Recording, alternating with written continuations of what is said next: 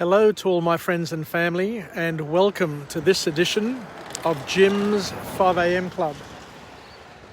It's afternoon, it's about 5pm, so I'm just going to go on a bushwalk to end the day. And I'm here at Moxham's Park up at Winston Hills where I live, within 5 kilometres of my home. And I'm just going to go on a nice little walk and talk and take you through a book summary. And the book summary today is entitled Do Nothing by an author named Celeste Headlee. And it's a message, a timely message for each and every one of us. And I guess one of the key messages that come out of this book here is that pushing harder doesn't necessarily work anymore. So let's start walking and see what we can come up with.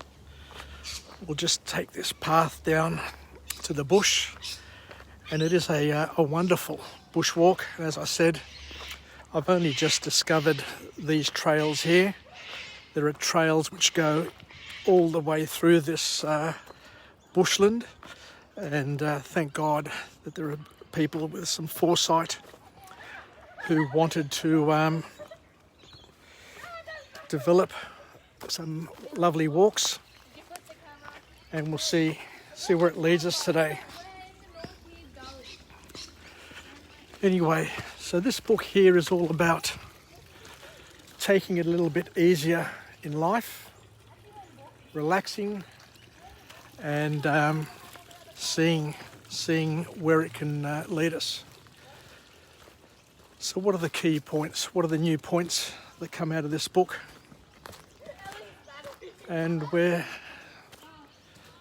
we're saying here that productivity in the new world comes at a cost. Can I get in front of you girls? My phone is plugged in. So this book here talks about a few things. I just need to get in front of the girls, otherwise they're going to hold me up, chit-chatting away and carrying on.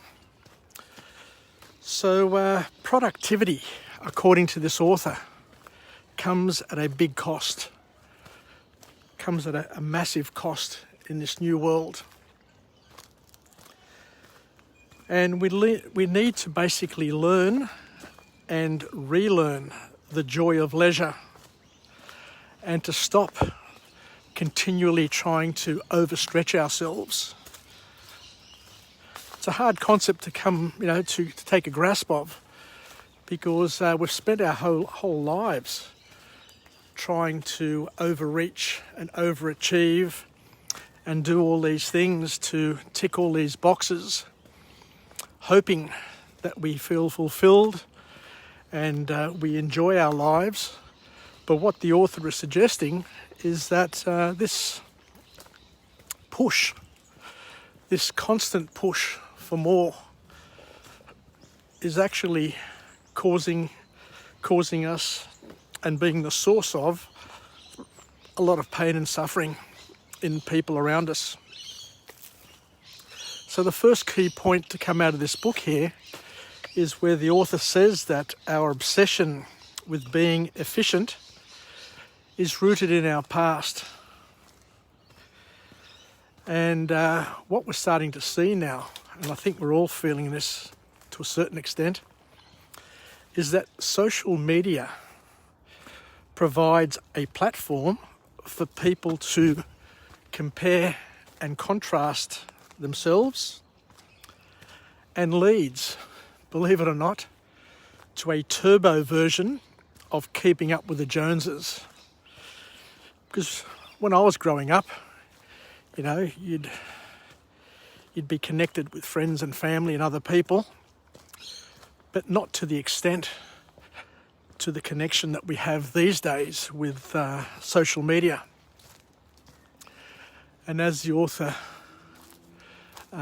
suggests and says, that it provides and it creates a turbo version. How beautiful is this bush around here? It creates a turbo version of comparison, of keeping up with the Joneses.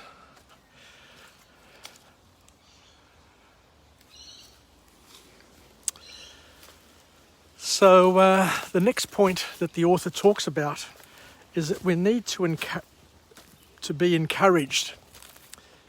We need to stop being encouraged to keeping up with everyone else,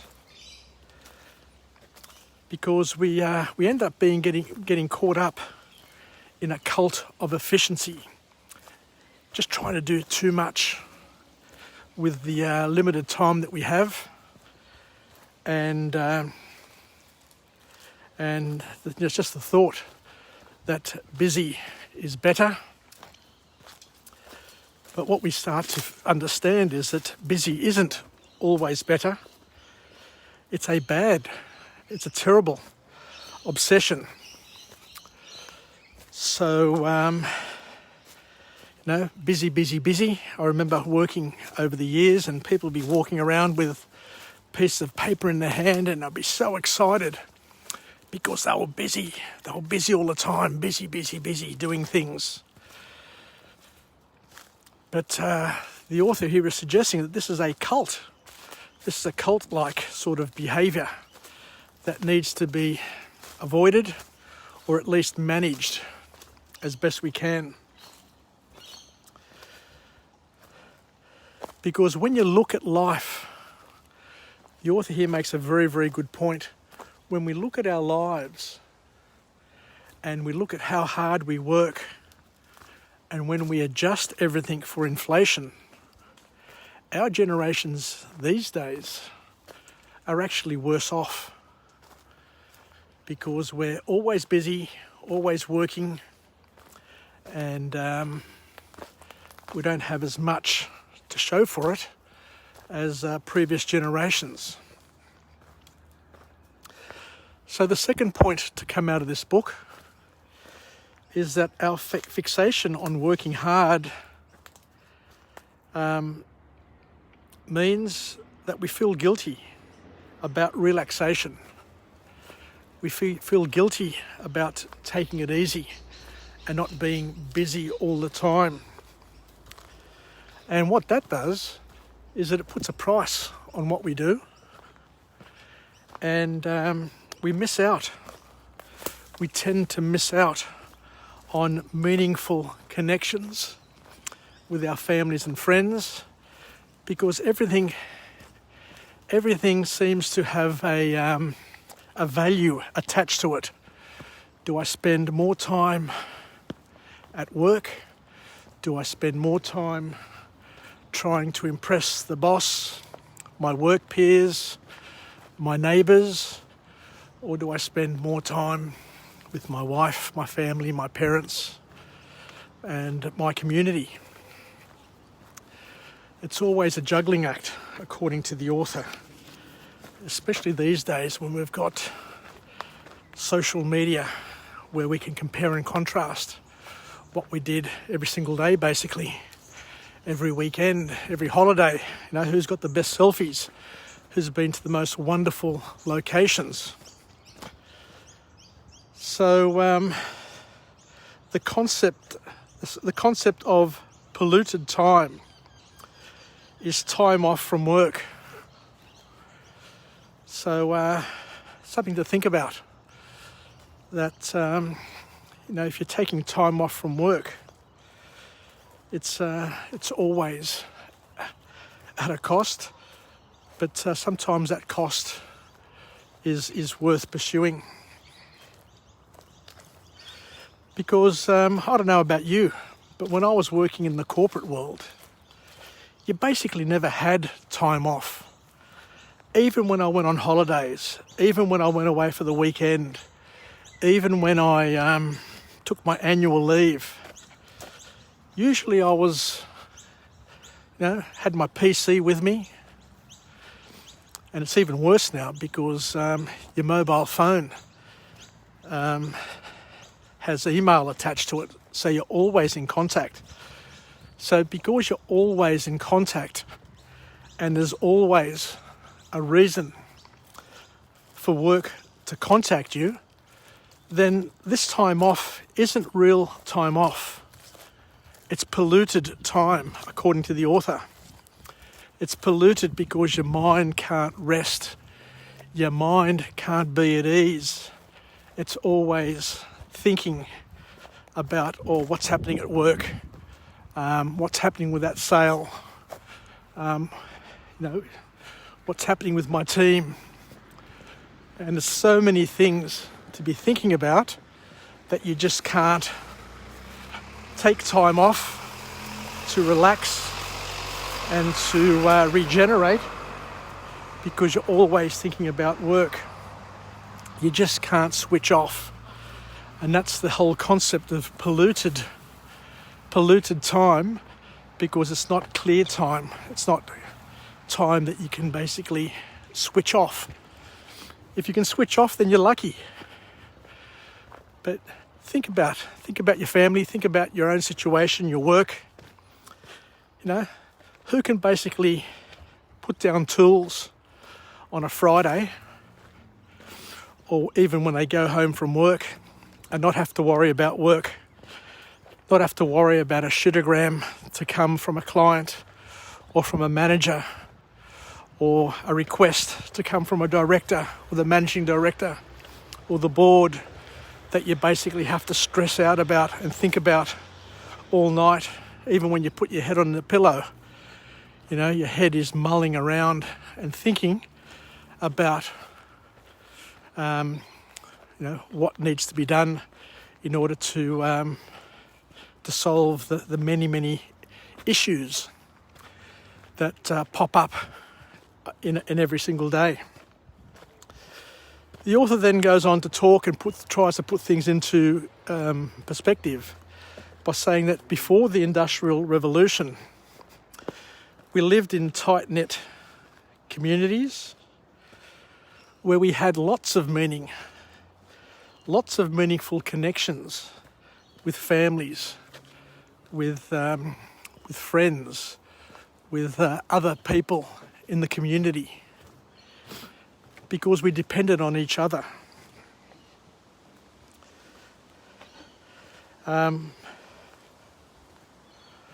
Whereas these days, it appears that all we do is just watch the interactions that others have on social media.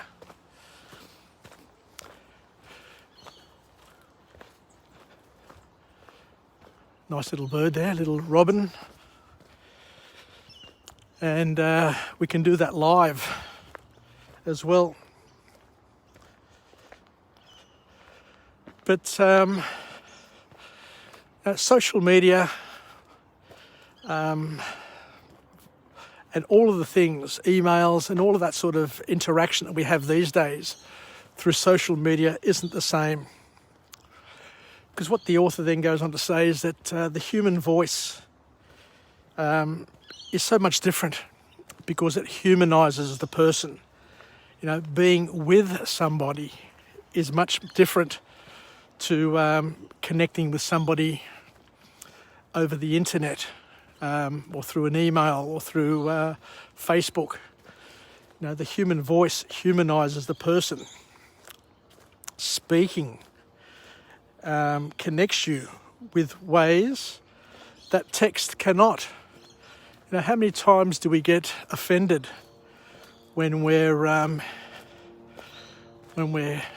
engaging with somebody via written form, like you're messaging somebody, or it's comments on Facebook or Instagram, and how often that texting or that text communication can be taken out of context, and you can get offended when you shouldn't even be getting offended, so to speak.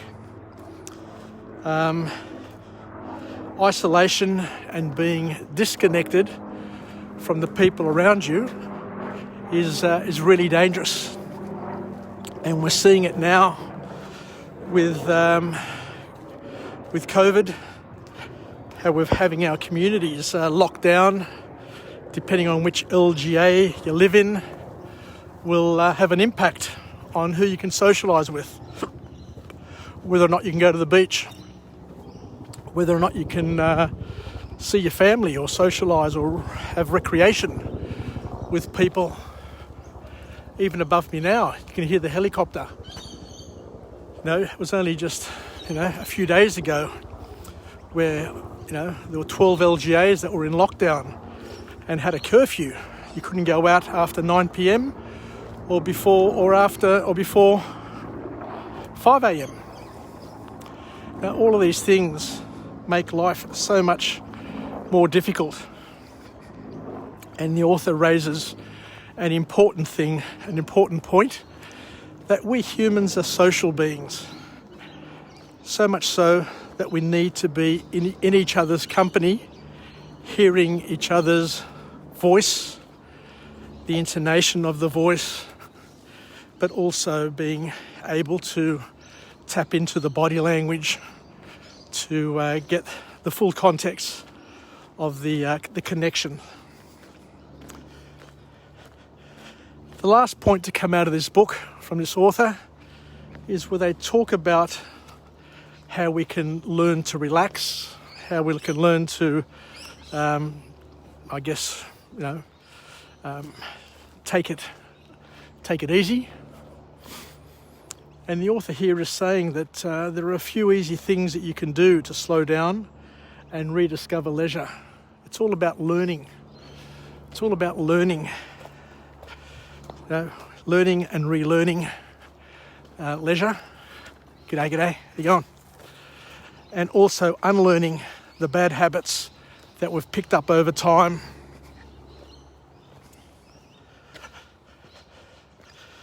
Because when it's all said and done, when you're a very, very active person, it's very, very hard to slow down. So much so that the author here says that doing nothing is really, really hard for most people. Sitting down, reading a book, sitting down, not talking or not doing something, or just taking it easy, lying on a beach, is really hard for some people because they want to be doing things just so that they feel as if they're contributing. But sometimes doing nothing, sitting there and listening to somebody talk about themselves, talking about their issues, just being in the same room with somebody is doing something and contributing to a relationship. The author here talks about it's important to try and be better with time perception. And the way to do this is to start an activity log to track things that you do and log everything. Be honest and see where your time goes. Because time's the only asset each and every one of us have. It's a gift from God. Each person has their own time allocation. And unless you log your activities and do a time series analysis of what you do, when you do it, how often you do it, how long it takes to do, it's only through that activity, according to this author, that you get to appreciate and see where there is opportunities for improvement, because we do tend to waste a lot of time doing things that we don't really want to do or we shouldn't be doing, but we've just been roped into doing. The author's call for action, and it's a wonderful call for action, is to take control of your time and, most importantly, do the things that add most to your life for the least investment. You don't have to set a cracking pace all the time. You don't have to be the busiest person in the street or in the house. There are times to work hard. There are times to move quickly.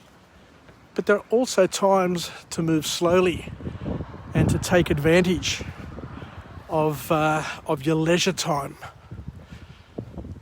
Anyway, I think I'll finish it off here. So this is the first 5 a.m. club that I've done for well over 3 months, which is a book summary. I too found it necessary just to take some time off to recuperate, replenish, reactivate my creative juices. And as I said, this one here is the first one, the first of many. I've got about 30 of these prepared, 30 book summaries prepared. I'll be cracking the 1100 in English shortly, but it's been a wonderful journey over the past year, and so much so that I just really enjoy doing this, and I think we'll leave it there. So thank you very much, everybody, for joining me on this episode. I wish you a wonderful Tuesday evening, and if you can, make the opportunity to go for a walk, have a bit of a connection with nature. And this is the next walk that I'm going to do. It's called the Water Dragon Way, Moxham Park, John Curtin Reserve. And this will take me down to a creek. So I may do another 5 a.m. club and kick off another book summary. Take care, everybody. Yassas, and bye for now.